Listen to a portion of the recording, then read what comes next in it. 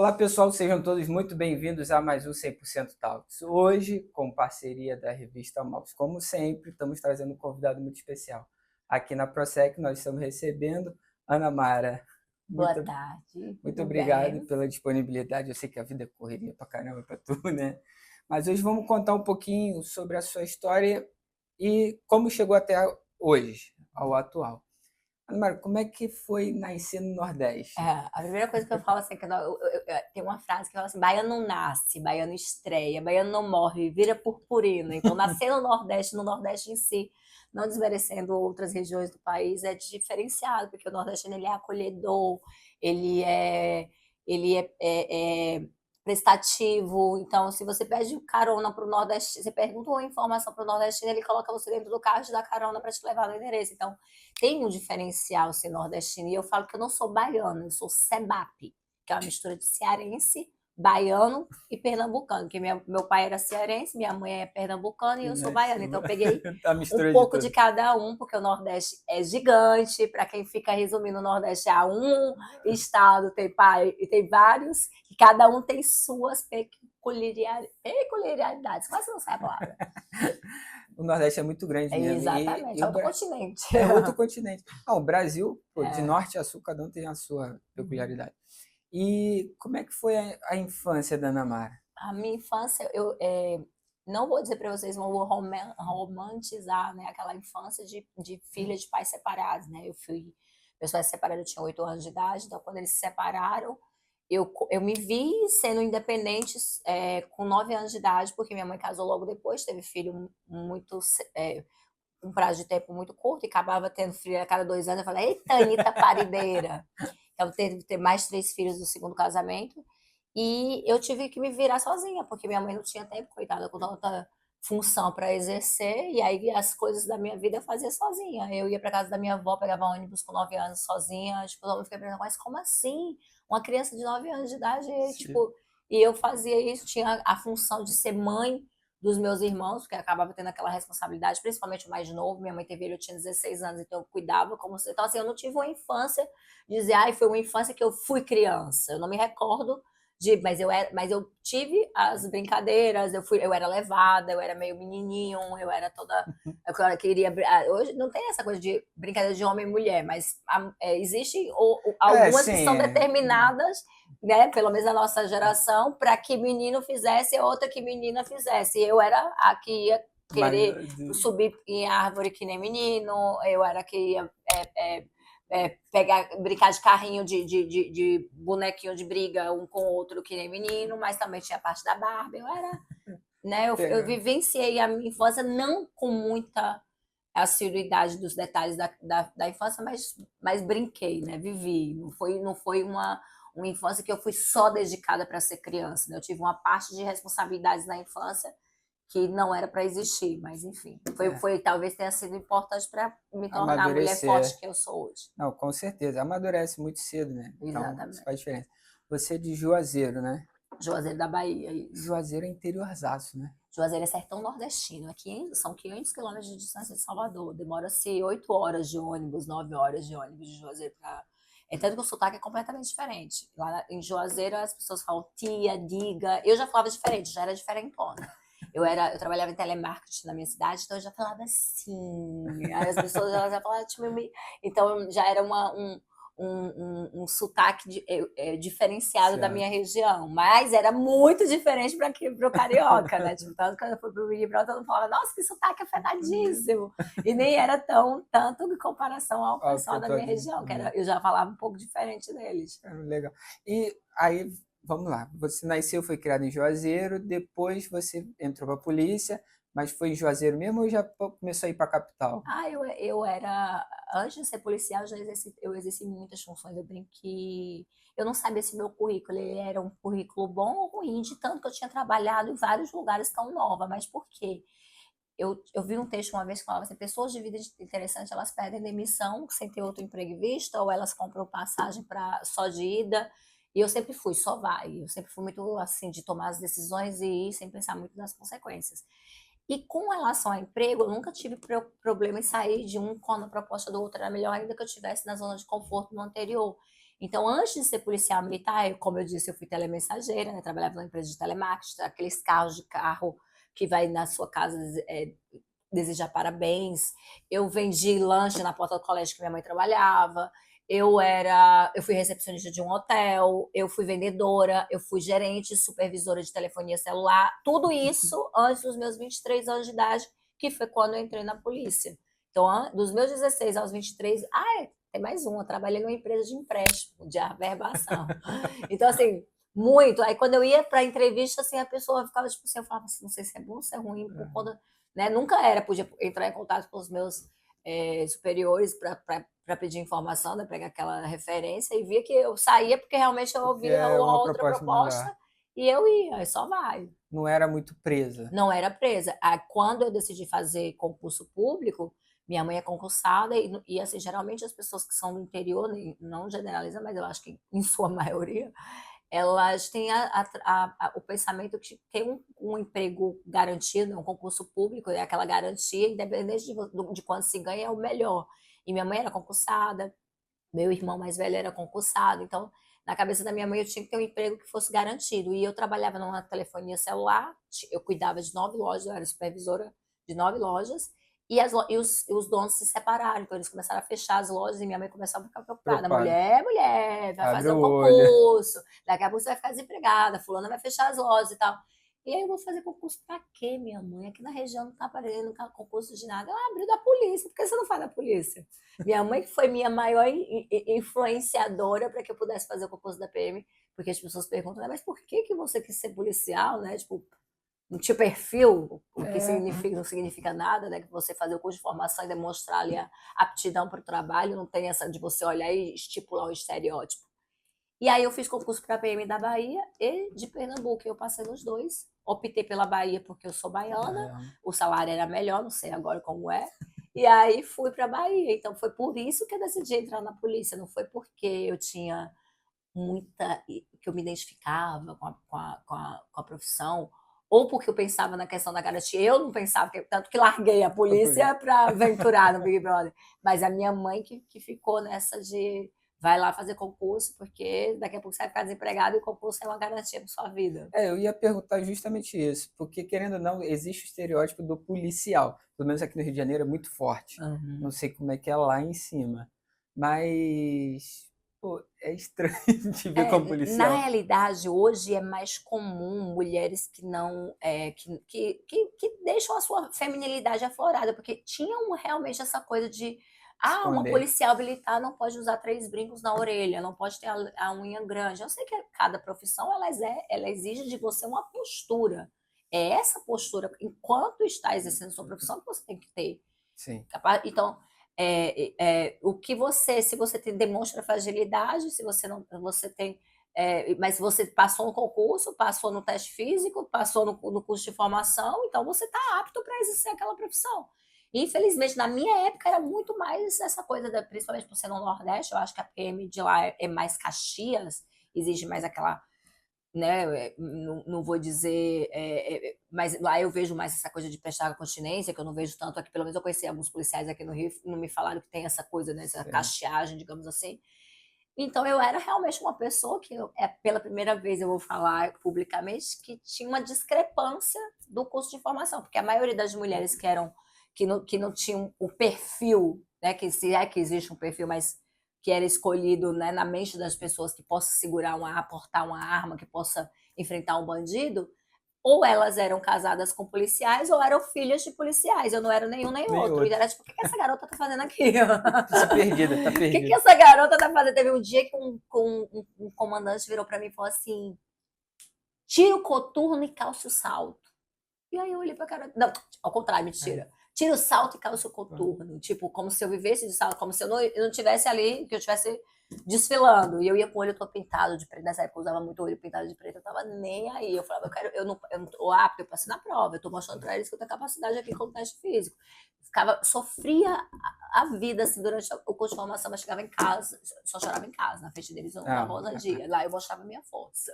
A força que a menina de 9 anos, que a infância não foi bem de uma infância, né? Já foi um pouco adultinha na infância, talvez foi importante para esse momento da minha vida. Então, você foi preparada quase. Não é que a gente nunca tá preparado para nada, né? Sim. 100% preparado. Eu fui, tipo, sabendo onde eu tava, Tava entrando. eu tava entrando. Igual a ir pro Big Brother, eu sabia onde eu tava entrando, né? Não foi uma coisa assim de, Pego de é, surpresa. de pegar, não, existe o confinamento, tal, tal, tal. O que me assustou um pouco foi realmente a questão de mídia, que eu não sabia que nossa vida era tão interessada por eles, entendeu? Porque eu achava, eu não sou cantora, não sou apresentadora, não sou famosa, só participei de um reality. Por que as pessoas querem tanto saber da minha vida? Hoje eu entendo. É. Mas essa parte eu não estava preparada, mas o resto, em relação ao confinamento, saber que ia sofrer, estar ali disputando prêmio com pessoas desconhecidas, o estresse, né? Imagina você estar confinado, sem acesso a redes sociais não é tanto, né, forte, mas seu celular, sua família, pessoas que você ama,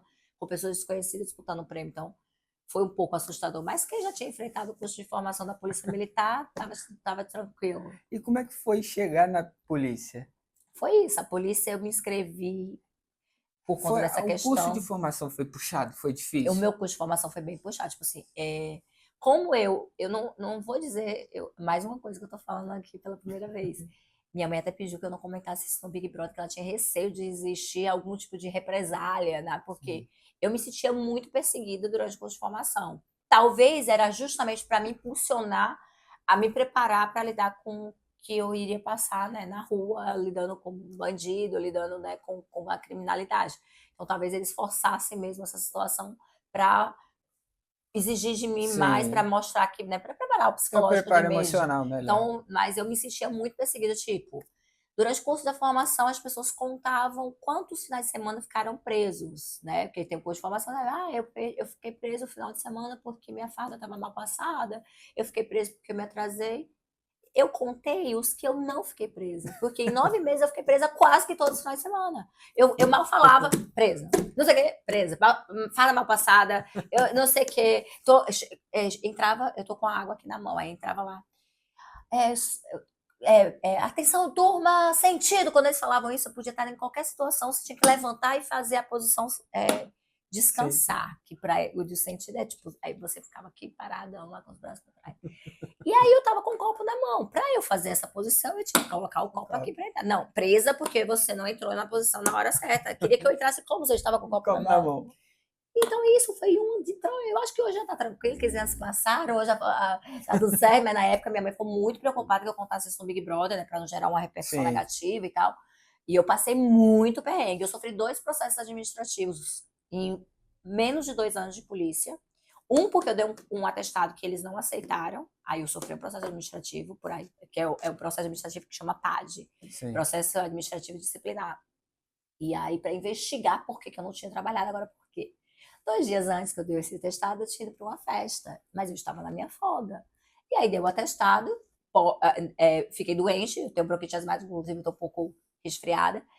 E aí não fui trabalhar porque estava doente, né? Trabalhar não, estava no curso de formação, não fui. Daqui a pouco chega um tenente na minha porta. Eu tomei aquele susto. Quando a polícia bate na sua porta, ou alguém da sua família morreu, pelo menos no interior é assim, ou você está sendo acusado de algum crime. Eu, como era policial, crime não é. Meu Deus, aconteceu alguma coisa com algum parente meu, porque doente eu estava, de fato, Sim. né? Eu falei, tenente fulano de tal, não vou citar nomes, né? Aconteceu alguma coisa com alguém da minha família? Não, a gente veio verificar se a senhora estava, se a senhorita estava doente, e apresentou um atestado hoje. Eu falei, tá. Eu fui ao hospital ontem, e aí me deram atestado, que eu tô meio resfriada e febril. Tá, só viemos verificar isso. Achei super estranho, na minha casa, verificando se eu tô doente. Nunca vi eu dizer isso. Depois, uns meses depois, processo administrativo, porque deu um atestado médico que, segundo, como se eles tivessem esse poder de analisar se eu tô ou não tô doente. Quem tem que decidir isso é o médico. O médico me deu atestado é porque ele considerou que eu merecia o atestado. Processo administrativo. Beleza. Passou, né? Fiquei presa quando o processo administrativo, só que quando se torna uma gravidade esse processo disciplinar, se você tem um acúmulo de processo, você é expulso da polícia, né? Sim. Aí daqui a pouco veio o carnaval. Eu não queria trabalhar no carnaval de Salvador. Em Salvador não, de Juazeiro. Teve o carnaval de Juazeiro e o carnaval de Salvador. Eu não queria trabalhar de nenhum dos dois. E quando você não quer trabalhar, você vai e faz permuta. Você trabalha em uma outra data, trabalha em outra coisa. Sim. E pede para alguém trabalhar para você naquela lei e tal. E aí eu tentei permuta, consegui uma permuta lá com um policial que trabalhava lá internamente. iguais à minha permuta, tinham 21 permutas.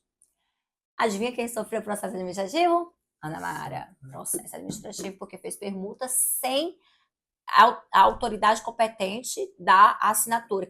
Quem assinou não estava competente para dar essa permuta. Eu, como assim? Não foi o capitão fulano de tal que me deu? Como que ele não tinha essa autoridade? Tal. Então, se ele não tinha essa autoridade, você tem que punir ele. Ficaram indignados comigo. Por que ela tá falando um negócio desse com o superior hierárquico? Mas é simples, você não tem que me punir porque eu recebi uma permuta. Você tem que punir quem autorizou uma permuta que não estava apto. Aí era esse tipo de coisa que eles ficavam indignados comigo, porque eu sempre fui de contestar. Sim. Se eu estiver certo, por isso que eu brigava muito no Big Brother. Porque se eu estiver certo, eu contesto. Eu nunca procurei confusão com você. Se você procurasse comigo, eu tinha argumentos para... O público viu isso. E aí eu contestei processo, tal. Aí um comandante lá me chamou e falou assim, olha, se eu fosse você, eu pediria transferência para tal lugar, que lá você vai trabalhar uma escala de 1 dia por 3. E todo mundo, quando se forma na polícia ou qualquer, quer trabalhar na sua cidade, né? Todo mundo quer a tranquilidade de terminar o serviço e voltar para casa. E ele me deu essa dica para eu voltar a trabalhar, para eu ir trabalhar nessa cidade, chamava Casa Nova, que coincidentemente, anos anteriores, eu trabalhava lá, lembra quando eu trabalhava na loja de supervisora de 9 lojas, uma delas era nessa cidade, em Casa Nova. E aí você vai trabalhar numa escala melhor lá, e aí você vai diminuir essa perseguição que você tem aqui. O próprio que era responsável, não foi o que assinou, que ele era responsável por analisar os processos. Ele me deu o bizu, como diz na polícia, vai lá, ó, e vai por esse caminho aqui. Aí eu fui pedir transferência. Ninguém entendeu nada. Como assim? A única que quer, todo mundo querendo voltar para sua cidade para trabalhar, e a Ana Mara tá saindo da cidade. Agora vocês entendem por quê. Eu nunca voltei. 15 anos depois, a pessoa está contando. Foi por isso que eu pedi transferência, porque eu queria me livrar de tanto processo administrativo. Caramba. Muito. Aí tu ficou quanto tempo na polícia? 2 anos. Outro caso. Gente, essas histórias são muito boas. Que eu não contei no Big Brother, aqui eu vou contando para vocês. Eu tinha uma situação lá de a calça da PFEM, né? Não pode desenhar o corpo. A gente está trabalhando ali numa profissão que exige, né? Como todas as profissões exigem postura, mas a postura no militarismo é diferente. O propósito é outro.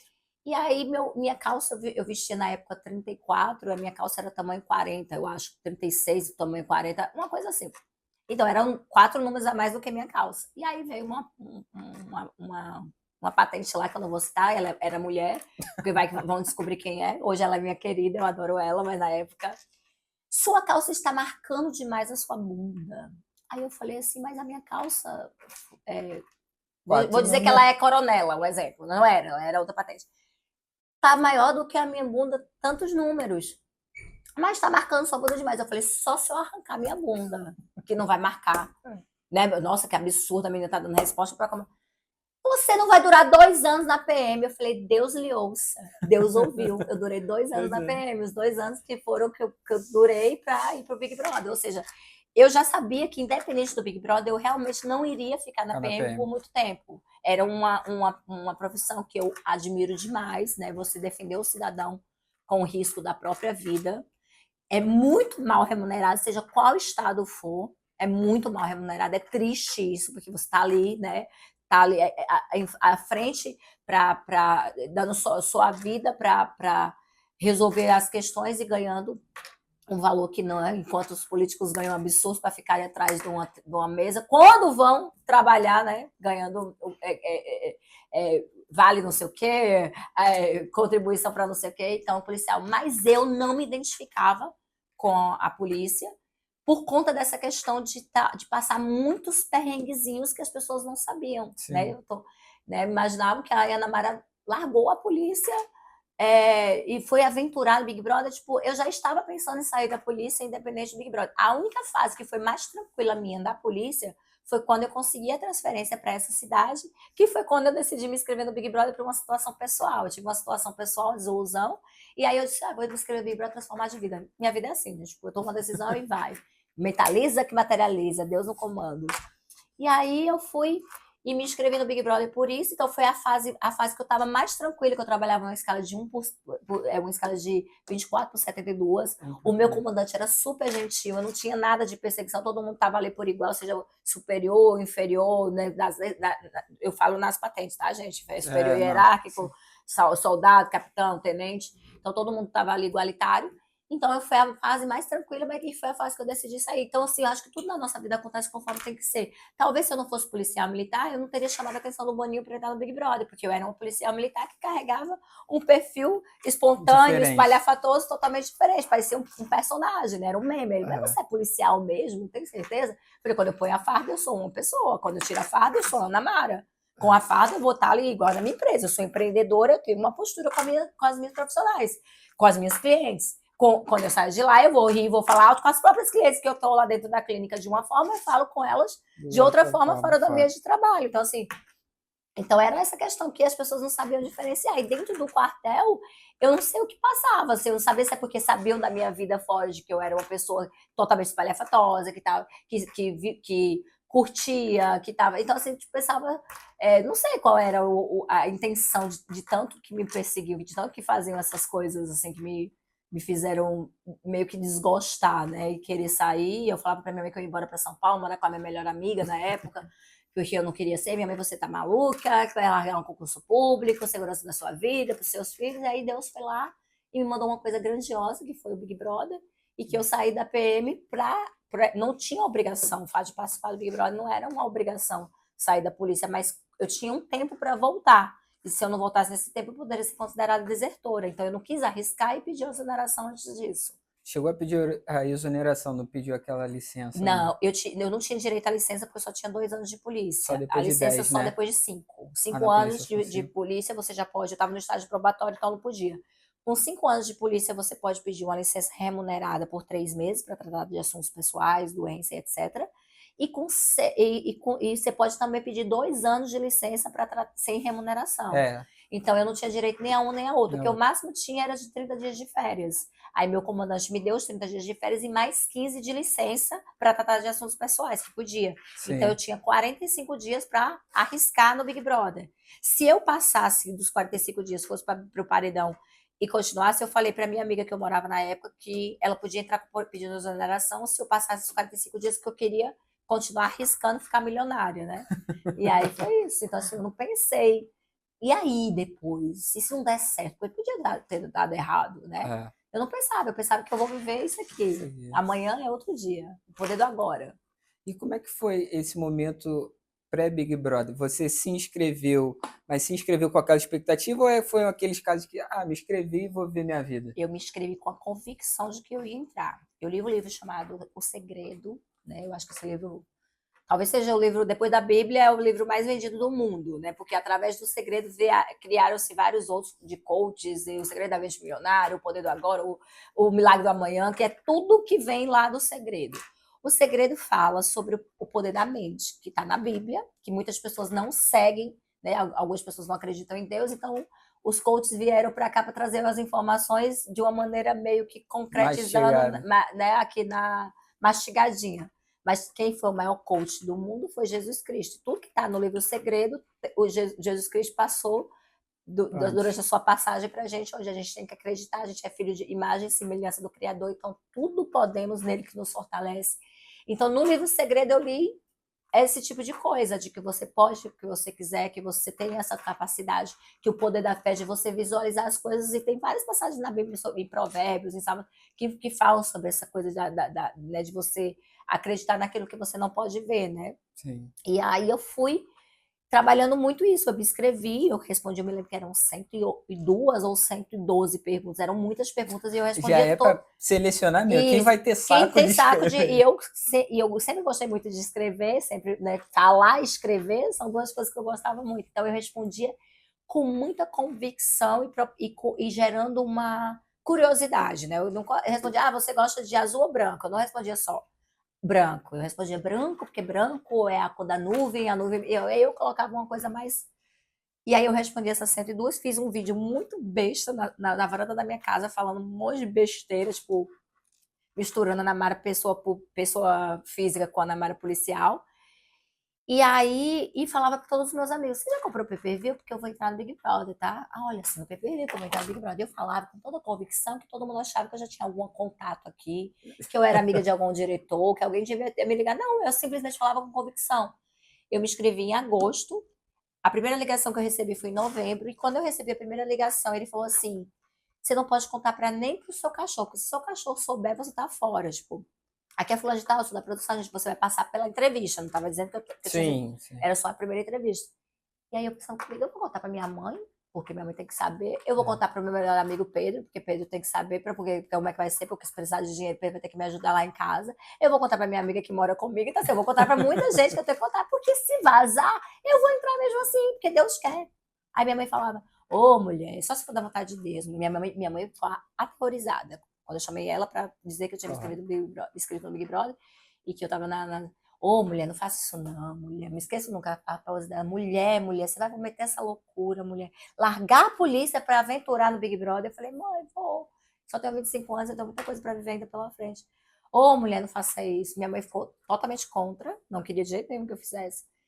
E eu falava para todo mundo assim, muito convicta. Eu vou entrar no Big Brother. Eu já estava programando minhas contas, o que ia fazer, porque fica 3 meses lá confinado. Eu iria receber ainda o salário da PM por um mês, porque eu ainda estava dentro das férias, e depois, quando eu pedisse exoneração, já não teria mais. E diferente do que as pessoas acham, o Big Brother naquela época, não sei hoje, não pagava horrores para você. Você paga um salário para você ter o contrato ali com a emissora, e cada semana que você ganha um pouquinho mais. Mas não ajuda a pagar todas as suas contas, né? Então eu fiquei fazendo toda essa análise e a convicção. E se eu não, eu vou entrar, eu tenho certeza que eu vou entrar. Se ia ganhar, era outro departamento, mas que entrar, eu tinha convicção. E que eu ia conquistar o público. E eu falava isso também com propriedade de causa. O Boni falava, mas por quê? Mulher não ganha Big Brother, ele falava assim, porque realmente não tinha um histórico de muitas mulheres, né? Em 10 edições. Eu falei, eu posso até não ganhar Big Brother, mas vou ganhar o coração do povo. E foi dito e feito, ganhou o coração do povo por 2 edições. E é isso que eu ia perguntar também. Antes de eu perguntar isso, era uma curiosidade. Como é que é esse processo seletivo do Big Brother? O processo seletivo não pode ser dito, né? Com muita, a gente tem um Porque é contrato que não pode dar curiosidade mesmo. detalhe. A gente vai, na época via para cá para fazer as gravações ou as entrevistas. Hoje eles fazem nas regiões, né? Hoje vão para Vai o pessoal lá. aí vai para o Nordeste, vai para uma cidade do Nordeste e tal e faz as seletivas lá. Na minha época vinha para cá, para o Windsor, que é o hotel aqui na Barra da Tijuca. E a gente ficava confinado lá nas 2 vezes de entrevista, durava só um dia e voltava para sua casa. Eles não deixavam nenhum momento que você ia participar. Até quando você está confinado mesmo, da semana que você fica confinado, eles não dão certeza que você vai entrar. Talvez eles possam cancelar você no meio do caminho, E quando é que sabe? É logo na entrada? Vai começar o Não, Big aí vai, Brother. aí no dia, aí você fica confinado, tipo, ainda naquela coisa, será? Expectativa e tal. E aí no dia mesmo que eles vêm lá e vai falar, agora vamos maquiar, vai fazer a produção, Vai agora começar sim, o Big agora Brother. você vai, agora você tem, mas você só tem certeza mesmo depois você volta pra lá na casa, porque ainda assim, tipo, na minha segunda participação voltaram 6 ex-participantes, né? 3 mulheres e 3 homens. E tinha a Lia, que fez Big Brother comigo em 2010, e ela também estava confinada. E eles disseram nos 45 do segundo tempo que ela não ia entrar mais. O que aconteceu, até hoje ninguém sabe, nem ela sabe, ninguém nunca vazou essa informação. E eles substituíram ela pela Fanny. Então a Fanny, eu fui confinada no domingo. Eu lembro que eu fui confinada na sexta-feira. Eu já estava confinada para voltar na sexta-feira. Dessa vez a gente ficou menos tempo, porque é justamente para não vazar quem seriam os ex-BBBs. E da primeira vez eu fiquei 8 dias para começar. E eu acho que até hoje é isso. Eles deixam uma semana, que é para começar o programa, porque por conta dessa questão de preparar o Pra manter a psicológico, expectativa também exatamente, né? Ficar ali, qual é a grande sacada do Big Brother? As pessoas ficarem especulando quem vai entrar, quem vai entrar. Aquece o público, né? Exatamente. E aqui, teve muita diferença da primeira e da segunda passagem? Na primeira eu tava no oba-oba, mãe, tô na Globo, aquela felicidade, você não tem muita noção do que tá acontecendo. Na segunda você já tem noção, então você já começa a desconfiar, já começa a achar que você tá sendo um vilão, já começa a perceber que o Bial não tá falando muito com você, na época era o Bial. E aí você vai, o que tá acontecendo? Será que eu não tô passando aí de... Então eu já começo a criar caraminholas, que foi o que aconteceu comigo. Eu tava muito bem aqui fora e eu não fazia ideia. Eu era favorita, eu não fazia ideia, eu achava que eu era vilã por conta desse meu jeito de fala. Então eu achava que eu estava ali só para dar audiência ao programa e quando eu fosse paredão eu ia ser eliminada de todo jeito. Então, assim, E aquilo foi mexendo muito com o meu psicológico, tanto que eu pedi psicólogo. Eu nunca pedi no primeiro Big Brother, e nesse eu queria pedir psicólogo toda semana, só que eles não liberavam. E eu queria pedir para sair, só que como eu nunca fui covarde na minha vida, eu nunca desisti de nada, eu sempre enfrentei, eu falei, não vou pedir para sair porque eu vou ser considerada é, como é que se diz, fraca, né? Não. E hoje eu entendo que até a desistência também é uma atitude de grandeza, é uma atitude de muita coragem, você Sim. largar de mão ali o seu sonho. Então, naquela época, eu achava que era fraqueza se eu desistisse, e eu deveria ter feito isso. Porque o meu discurso de eliminação, até hoje, eu sofro com ele, das pessoas ficarem falando, Ana Mara, por que você foi para aquele quarto, você sabia que era a favorita, e aí você começou a agir de maneira diferente, começou a ficar arrogante, que algumas pessoas no Twitter comentam isso, sendo que eu falava as mesmas coisas antes de entrar no quarto e eu não tinha ideia de que eu era favorita. Vocês que estavam aqui fora sabiam, eu não fazia. Lá eu achava que eu era a vilã da novela das 8, aquela bem escrachada. Aqui, uma outra coisa. Quando você tá lá dentro da casa, fica na cabeça, caraca, qualquer lugar que eu for tem alguém me vendo, tudo que eu fizer tem alguém me vendo. Não, a gente tem. Quando É porque é quase uma paranoia. Você esquece as câmeras. Eu não acho que esquece, não. Porque toda hora que você olha, você tem uma câmera. Eu tô olhando aqui pra cá, você tem uma câmera aqui. Eu tô vendo essa câmera aqui. Você olha pra cá, tem outra câmera. Tem mais de 70% com câmeras espalhadas. Você vai começando a agir normalmente com essas câmeras, mas você sabe que você filmar. Tanto que eu vejo umas pessoas palestrantes que vão com frases motivacionais muito convictas, tipo assim, de meu Deus do céu, que eu olho, que foram preparadas psicologicamente para entrar, né? Que não estão agindo, mas que eu falo assim, tá falando porque sabe que vai gerar uma repercussão. Sim. Eu agia conforme eu estava com vontade de pensar, não era pensando o que o público vai achar. Eu fazia o que eu estava sentindo vontade, nas duas participações.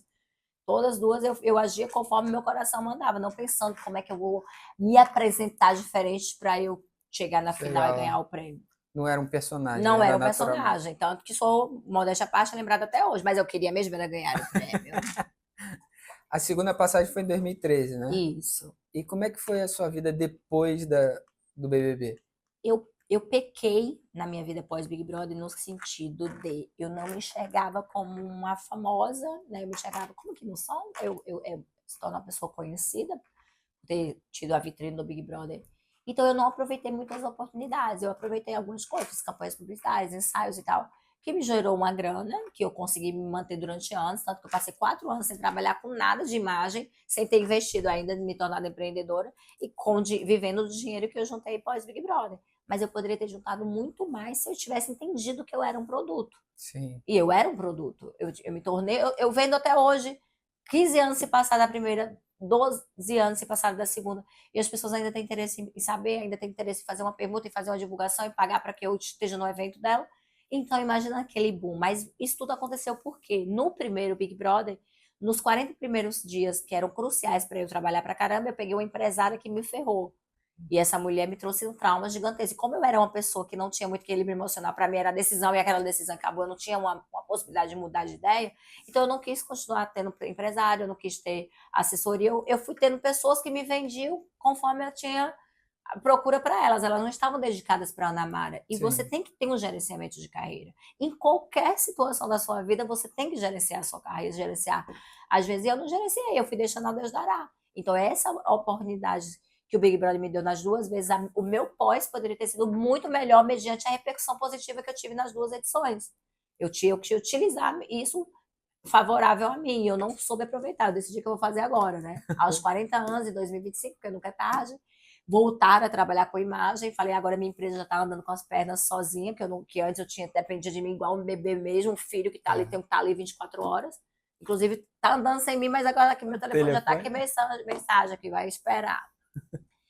E eu consegui agora voltar a entender que eu sou que ainda que eu não me considere famosa, eu sou uma pessoa pública. Eu sou uma personalidade da mídia. As pessoas têm interesse em saber sobre mim.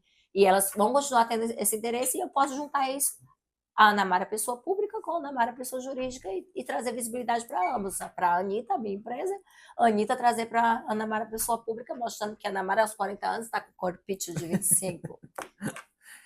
E também não tinha internet na época. Não tinha. Então, ou você ganhava dinheiro porque você virava atriz ou apresentadora, ou você ganhava com ensaio sensual, ou você caía na graça de alguma marca e essa marca ia te contratar eternamente. Porque não tinha. Hoje você sai cancelado e você ainda faz publi.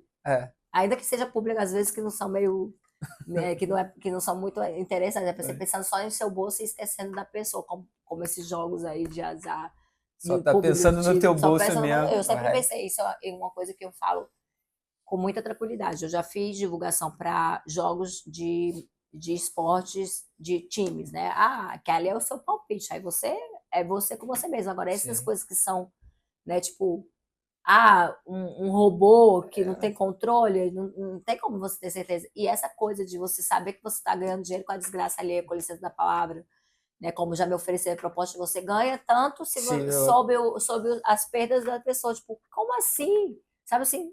Que maluquice é essa de estar querendo O quer mal do torcer o outro. mal do outro para ficar bem?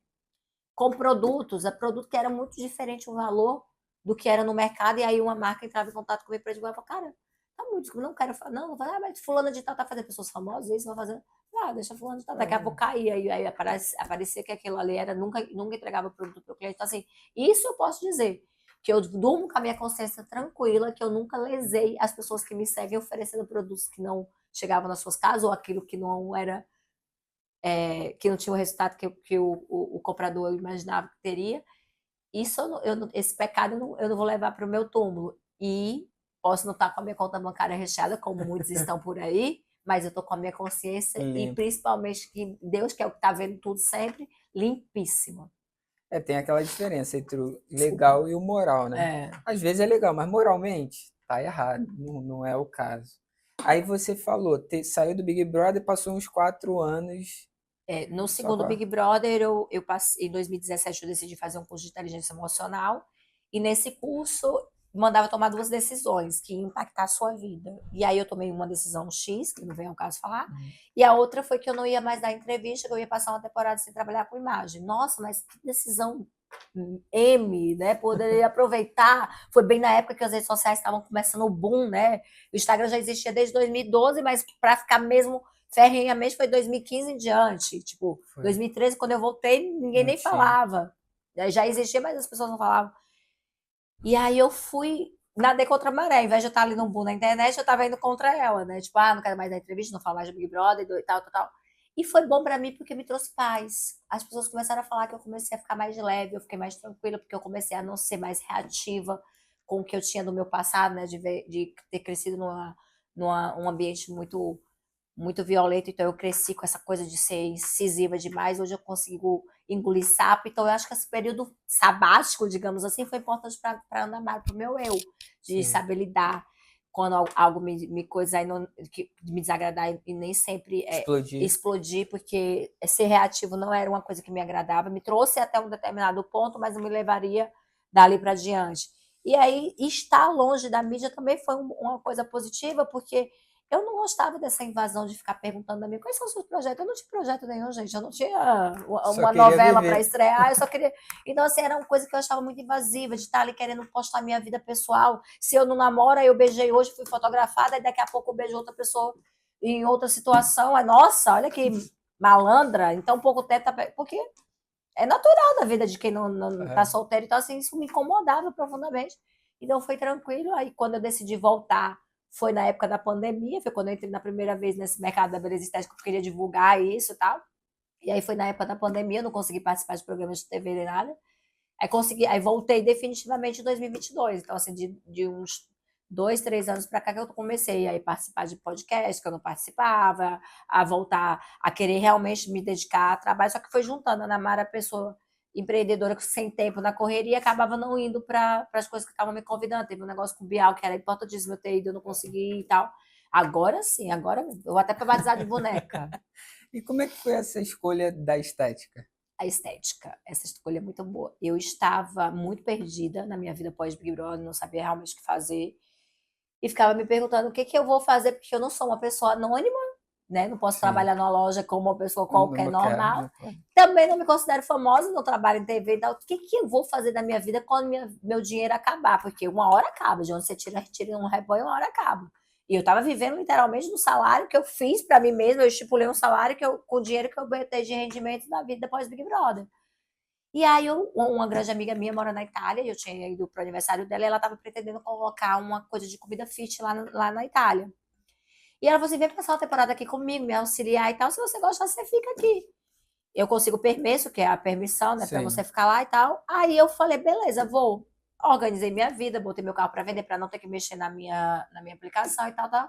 Minha amiga engravidou de novo e falou, não vou mais montar. Só que eu já estava com passagem comprada, já estava com tudo organizado, já tinha botado o carro para vender e tal. Eu falei, cara, eu vou mesmo assim.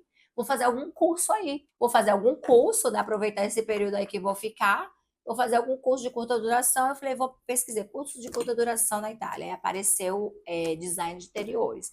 Você ir fazer um curso em outra língua, quando você já tem um envolvimento nessa língua para a sua profissão, você é arquiteto, e aí você vai fazer design de interiores lá, você já é arquiteto, você já tem os Sim, termos já tem os técnicos. termos certos. Eu não tinha termo técnico nenhum, eu falava um pouco de italiano por conta de conversação lá com o pessoal da minha amiga, mas eu não era, não era uma profissão que eu dizia, eu falei, mas vamos fazer isso aí.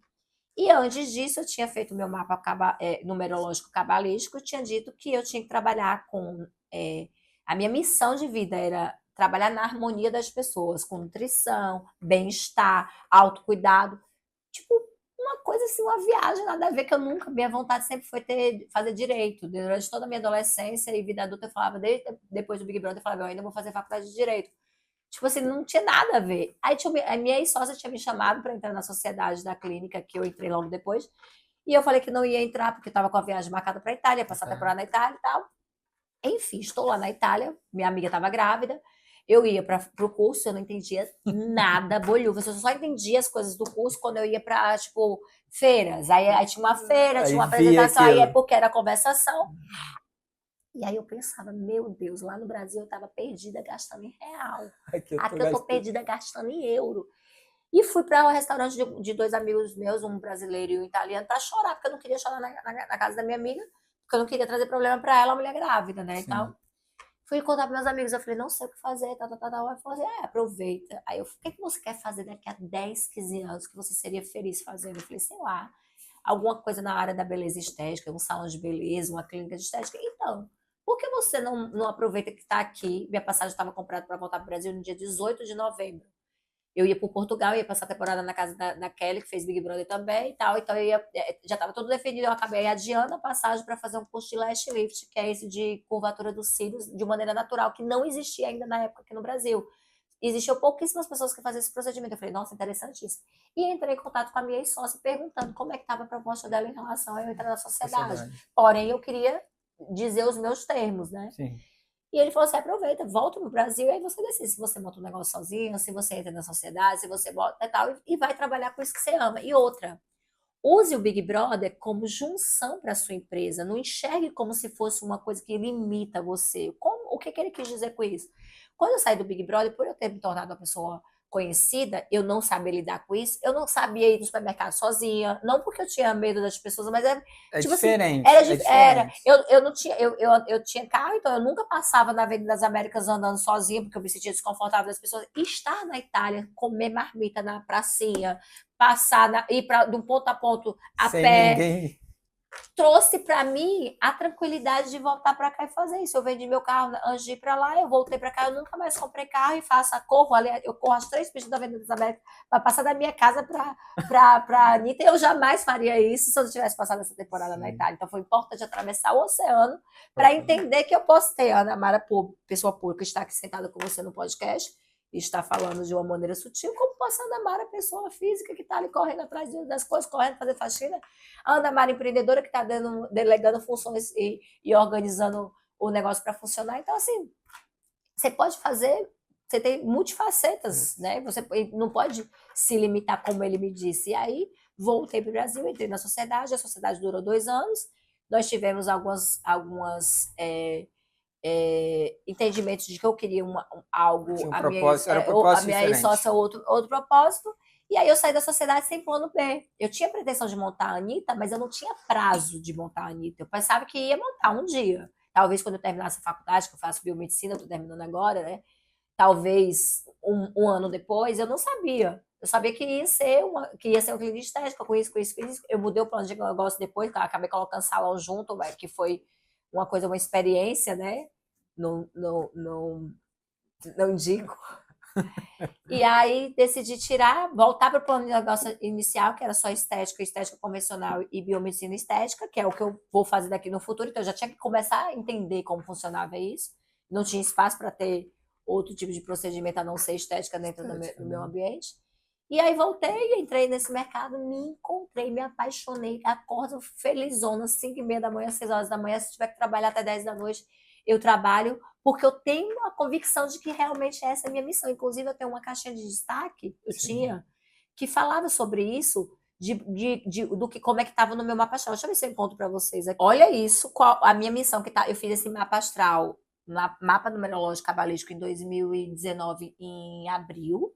Eu fui para a Itália em agosto, eu voltei da Itália em novembro e entrei na sua cidade em dezembro, de uma coisa que eu não tinha ideia que seria algo da minha vida. A sua missão é ambientar o ser humano nas zonas de bem-estar, nutrição, saúde, educação, no conforto material, na beleza estética, na harmonia e na paz, em seus relacionamentos diversos, a responsabilidade exercida sobre os outros. A minha missão era ambientar isso, é fazer as pessoas tirarem delas o melhor de si.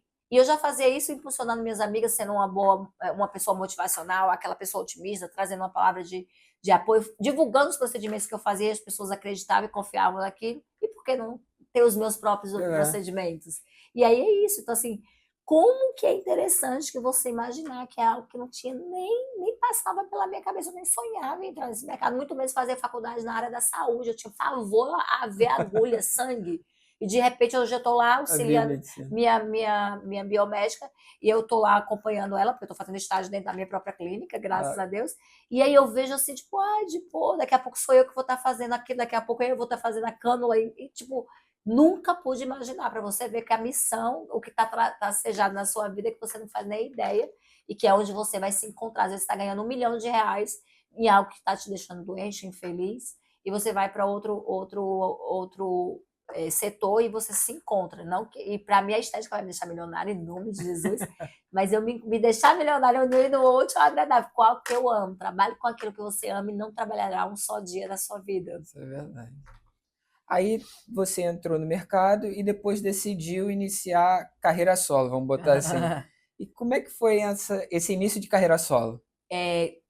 Todo início, né, toda mudança, ela é desafiadora. E como eu tinha mudado meu plano de negócio vinha só com estética, depois eu coloquei a parte de salão de beleza. Então, embaixo da Anitta, a gente tinha a parte de procedimentos de salão, como unha e cabelo, e a parte de cima, a parte de tratamentos faciais e corporais. Então, era um mercado que eu não dominava ainda, né, a parte de salão, então foi muito desafiador por questão de gestão de equipe, etc. Eu sei sócia investidora, operadora, fazer marketing, estar na recepção, tipo, acumulando milhões de funções, né? Porque queria economizar, então não tinha como você ficar ali, vou contratar uma pessoa para estar. Por isso que as empresas sangram e elas não duram mais de um ano, né? Por que fulano tinha tanta possibilidade do negócio crescer, não, porque começou a não fazer um plano de negócio, entendendo que tudo é um degrauzinho, a não ser que você tenha um sócio investidor trilhardário que vai te cobrir o que você quiser e pode colocar, né? Porque não era o meu caso, então você tem que fazer o trabalho de formiguinha. Sim. E ali, um degrauzinho, agora dá para poder colocar o recepcionista, né? Então assim, foi muito desafiador, e eu considero que, como a Anitta já tem 2 anos, né? Mas eu considero que a Anitta tem 7 meses. Por quê? Nós encerramos a parte de salão de beleza e começamos a parte de injetáveis. Então, eu coloquei uma nova sala lá para colocar somente estética, para me dedicar totalmente à estética. Então, teve a parte burocrática, providenciar RT, porque o responsável técnico para procedimentos injetáveis é outro patamar. Uma coisa é você fazer uma limpeza de pele, outra coisa é você fazer um botox. Então, assim, toda foi essa, e aí demorou um pouco mais para poder eu iniciar esses procedimentos. E quando a gente finalmente iniciou foi em agosto do ano passado. Então a gente reformulou isso da Anitta em maio e só começamos no finalzinho de agosto para início de setembro. Ou seja, ficamos alguns meses ainda naquele déficit de como se tivesse um recomeço, né? Funciona na parte de estética, mas devagarinho ali, porque eu estava dedicada com a outra ideia.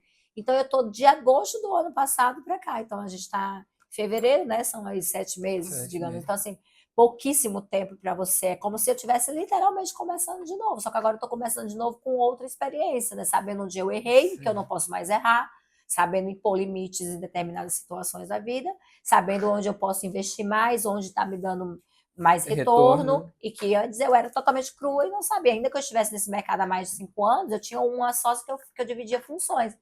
Dessa vez eu estava única e exclusivamente só aí eu faço que nem um amigo meu me disse outro dia, eu achei muito interessante, eu falei, um dia eu vou usar essa frase sua, era eu keep. Eu keep, a minha eu keep, a minha eu de novo, eu novamente, a minha eu keep. E como é que foi essa pergunta de leigo? O que seria esses injetáveis? A parte dos injetáveis, toda a parte, a gente tinha parte de estética convencional, que é limpeza de pele, massagem modeladora, massagem relaxante, todos aqueles procedimentos que não são minimamente invasivos, né? A limpeza de pele, no máximo que vai fazer numa extração, pode ter uma agulhinha para tirar um milhozinho. Então, é o máximo que pode ter de invasão à pele do paciente. Já os minimamente invasivos são aqueles que, como toxina botulínica, preenchedores, né, os faciais e corporais, que a gente oferece tudo isso. Para fazer esses procedimentos, você tem que ter uma outra documentação na sua empresa. Então, leva-se mais tempo para poder se liberar. Então, são procedimentos que, ainda que seja minimamente invasivos, são procedimentos que tem que passar por uma avaliação mais minuciosa, para ver se você realmente... As pessoas estão perdendo a mão na harmonização, né? Elas não estão brincando que é desarmonização. Então, eu tinha que procurar uma profissional muito capacitada para poder oferecer o melhor do serviço. Então, eu acho que é todo o diferencial da nossa empresa. A gente não pensa só em monetizar. Eu tenho um tratamento desde o primeiro momento, quando a pessoa pisa na Anitta, onde a gente faz um tratamento humanizado, onde ela tem um cuidado especial com o objetivo para atender as expectativas e objetivos dela, para responder às necessidades que ela precisa de acordo com a anamnese que o profissional faz, e indicar única e exclusivamente aquilo ali. Eu não quero ficar enfiando procedimentos que a pessoa não precisa, pensando em aumentar o meu faturamento. Após isso, eu me preocupo em como foi aquele atendimento, como ela se sentiu, como foi a experiência daquele cliente, daquela cliente dentro da nossa clínica. Então, a gente tem essa preocupação. E tá ali tendo um contato no tete a tete, não é só mais um paciente, só mais um número. A gente quer que eu sei o nome das minhas pacientes todas, eu sei o nome da família delas, eu quero, e no dia do aniversário a gente entra em contato para poder desejar uma felicidade e oferecer um presente. Então, o diferencial da Anitta, que concorrência tem muito, aqui na Barra da Tijuca tem inúmeras clínicas de estética, clínicas que estão no mercado há muito mais tempo do que a Anitta Beauty Clinic, mas se você colocar meu nome lá, limpeza de pele na Barra da Tijuca, vai aparecer, harmonização de glúteo lá na Barra da Tijuca, vai aparecer a gente, tipo, porque a gente é bebezinho. Mas por quê? Porque nossas avaliações são maravilhosas, porque os clientes têm a felicidade de ir lá na nossa página do Google e colocar como foi a experiência delas, porque modéstia à parte, e se acontecer, porque nem sempre você pode conseguir entregar 100%, né? Pode vir a acontecer. E se tiver que acontecer, que graças a Deus não aconteceu, mas porventura vier, eu preparei a minha equipe para entender como lidar com aquela situação que possa ter fugido do 100% de qualidade do nosso serviço prestado. Perfeito. E por que Anitta? Anitta é o nome da minha mãe. Homenagem? O nome da minha mãe é um nome que demonstra elegância, força, positividade, traz bem-estar. Né? E é um nome que é fácil de pronunciar. Por que você não botou Ana Mara? Tem algumas pessoas que falam para mim, por que não botou Ana Mara? Eu falei, porque primeiro que Ana Mara é um nome muito extenso, né? É um nome só, mas parece um nome composto. Então, aí se botasse Ana Mara Beauty Clinic, ia ficar uma coisa muito grande. Então, eu botei Anitta, que a Anitta tá vinculada a Ana Mara, que a Ana Mara tá a Anitta, eu sou Ana Mara Barreira, lá é Anitta Beauty, então é AB. Eu tenho pretensões para a Ana Mara, pessoa física, para o meu futuro como biomédica, então tem uma imagem, uma marca, e eu tenho uma outra marca que vão se unir sempre. Então, por isso que todo o meu objetivo, não só em homenagear a pessoa que eu mais amo na vida e que eu mais admiro, que me ensinou tantas coisas, que é a minha mãe, mas tem todo um objetivo por trás com relação à representatividade que esse nome traz. Perfeito. A gestão é uma coisa e a estética é outra. Como é que você vê esses dois mundos? Eu sou formada em administração, então quando eu entrei, eu sempre fui muito boa, modéstia à parte, com números, e tanto que vivi durante anos pós Big Brother sem estar na mídia. Como é que essa pessoa conseguia fazer milagre assim, né? Vivendo a vida que ele tal. Porque eu sempre fui muito boa com números. Então, quando eu entrei na outra empresa, eu era a parte burocrática e a parte de marketing. E eu decidi fazer biomedicina porque eu queria ter propriedade de causa para falar para as minhas clientes por que você deve fazer uma drenagem linfática. Qual é o objetivo? É só para perder medidas? É só para se olhar no espelho e se sentir mais sequinho? Não. Uma drenagem linfática, ela elimina no seu organismo toxinas que no futuro poderiam se tornar uma doença e você não faz ideia. Além do relaxamento, além do bem-estar. Então, tem uma questão de estética e saúde estar diretamente interligadas. E aí eu queria gerir, porque modéstia à parte, como gestora, eu sempre fui boa gerindo a minha vida, então eu sabia que eu ia conseguir fazer isso financeiramente dentro da empresa. E estar na parte da estética era para eu ter propriedade de causa para falar para os clientes. Eu não sabia se eu iria querer oferecer o serviço, se eu ia fazer, se eu ia meter a mão na massa, né? Agora eu já estou começando a gostar, mas até então a minha intenção de fazer biomedicina era só para eu ter entendimento de ter propriedade de causa para oferecer um procedimento, para explicar por que uma ultrassom vai fazer um efeito X no seu corpo, porque é interessante fazer preenchimento labial, não é só por uma questão estética. Com o passar dos anos, a gente perde gordura nos lábios.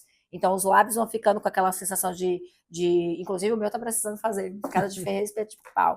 Os lábios vão perdendo aquela coisa o vício da juventude, a gente vai perdendo, então vai deixando com essa flacidez. Então, o preenchimento não é só para deixar aquele bocão chamativo e tal, é justamente para deixar assimétrico o seu rosto, para trazer a simetria que você tinha com seus 20 e poucos anos de idade. Então, assim, ou para corrigir a simetria, mesmo que você tenha 25 anos, você tem que fazer um preenchimento para colocar para correção.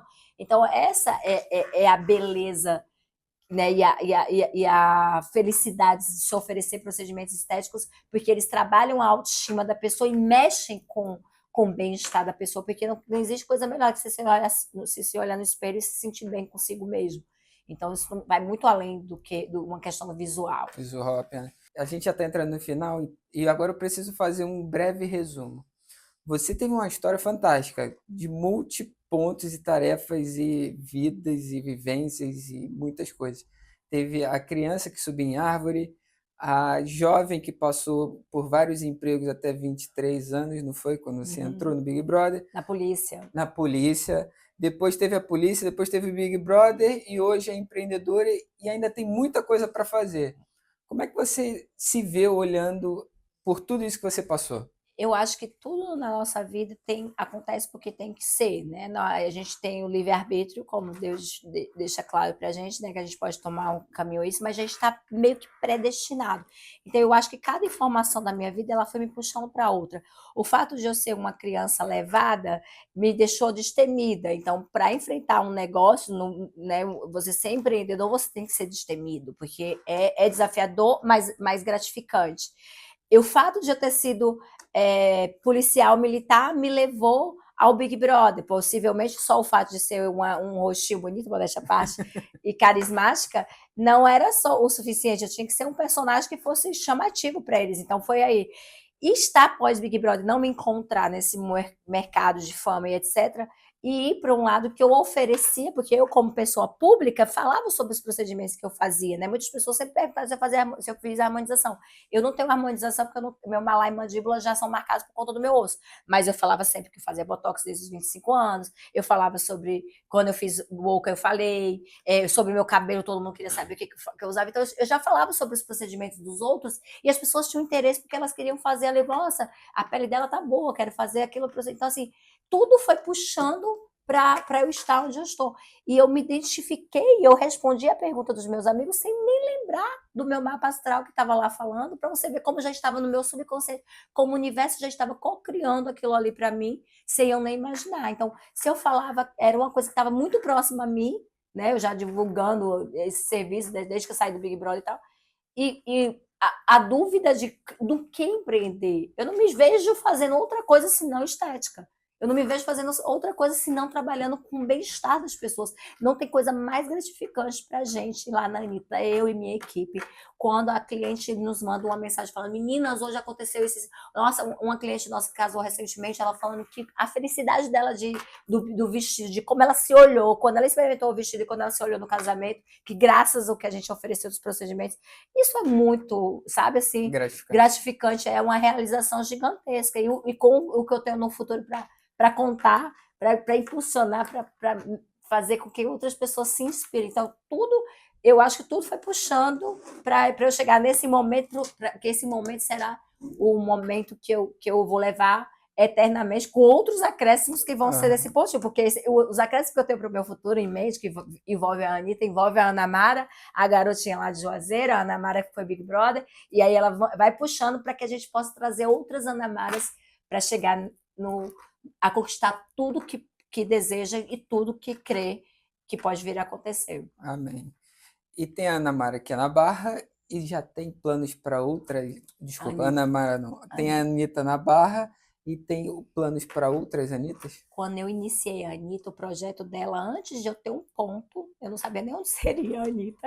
Aí eu tinha um plano de negócio, né, que era a parte dos injetáveis, depois mudei o plano de negócio, tirei os injetáveis, coloquei salão, depois tirei salão e coloquei injetáveis de novo.